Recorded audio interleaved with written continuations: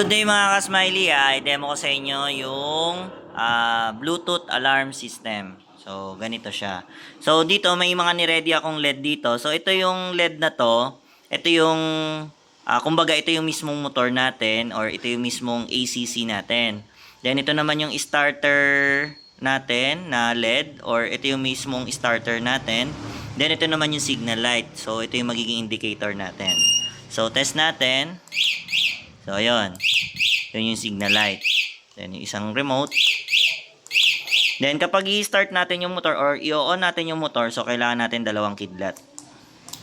Yan. So, nag-on na yung motor or nag-on na yung ACC, then, ito naman yung starter, nag-on siya. So, ulitin natin. Kung naka-on na yung motor natin, pwede naman nating i-on ulit yung starter kung trip natin.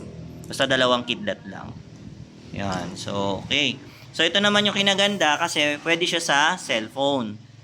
So, unlock natin. Yon. So, yun yung main off natin. Then, start engine, dalawang kidlat. 1, 2. Yan.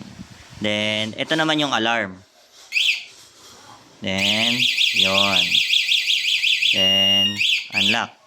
Okay. So, pag in-start natin yung motor or pag in-on natin yung motor, yan.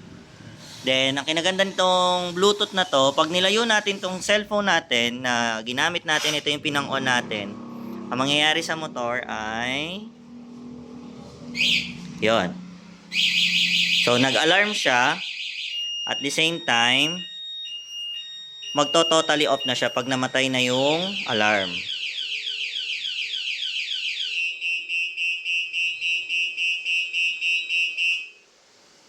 Yon. So, totally off na siya.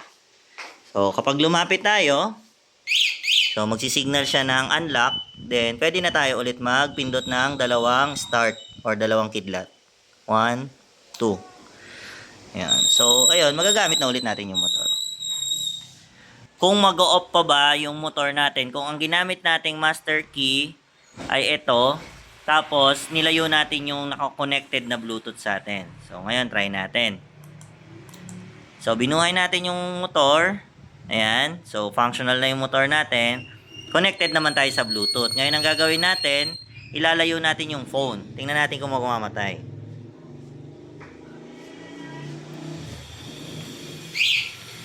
So, ayun nga, nag-function. Diba? So, ibig sabihin, mas nagiging master key yung cellphone natin. Ayun. O, diba? So, totally off na yung motor pag lumayo yung phone natin. Ayan. Pero, syempre, pag off yung Bluetooth natin, halimbawa, off yung Bluetooth, ayan, patay yung Bluetooth, syempre, ang master key na natin ito. Kahit buhay ito, syempre, ayan, oh, tatanong ng confirmation kung may Bluetooth. So, open natin. Ayan. So, ang master key na natin is yung, yung ating, etong dalawa. Ito na yung magiging master key natin. So, ayun. So, pag i-off natin yung motor, dito na lang. Ayun.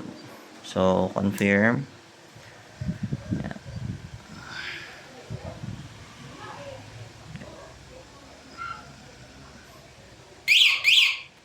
Ayan.